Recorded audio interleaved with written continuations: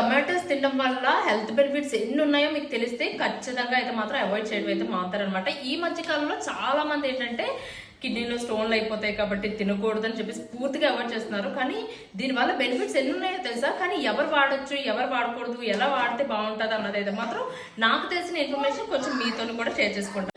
మీకు ఒకటి చెప్పనా, ఇది వండుకుని తినేదానికన్నా ఇప్పుడు నేను చెప్పే బెనిఫిట్స్ బాగా రిజల్ట్ రావాలి అని అంటే మాత్రం పచ్చివి తింటేనే బాగా రిజల్ట్ అయితే వస్తుందన్నమాట.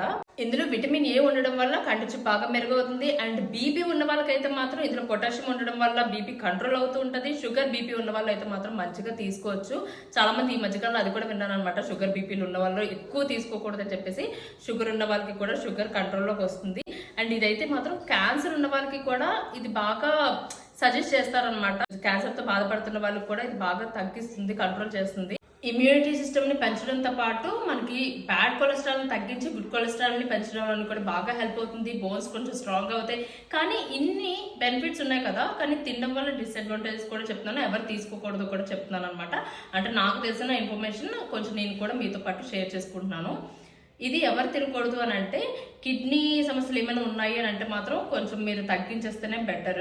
అంటే ఆస్తమా ఉన్న వాళ్ళు కూడా మీరు తీసుకోకూడదు, ఎందుకంటే ఎలర్జీ అది రావడం, మొత్తం స్వెల్ అయిపోవడం ఇలాంటివన్నీ అవుతుంటాయి. అండ్ మెయిన్గా అయితే జాయింట్ పెయిన్స్ ఉన్న వాళ్ళు కూడా ఇది ప్రిఫర్ చేయకుండా ఉంటేనే బెటర్. లేదు ఇంకా ఏమైనా హెల్త్ ఇష్యూస్ ఏమైనా ఉన్నాయి అని అంటే మాత్రం మీ డాక్టర్ని కన్సల్ట్ చేసి తీసుకుంటే బెటర్. కానీ ఇందులో ఇన్ని బెనిఫిట్స్ ఉన్నాయి కాబట్టి నార్మల్ వాళ్ళు అయితే మాత్రం ఆపేయక్కర్లేదు అనమాట. సో ఈ వీడియో మీకు నచ్చినట్టుగా అయితే మాత్రం లైక్ చేయడం మర్చిపోతే. బాయ్.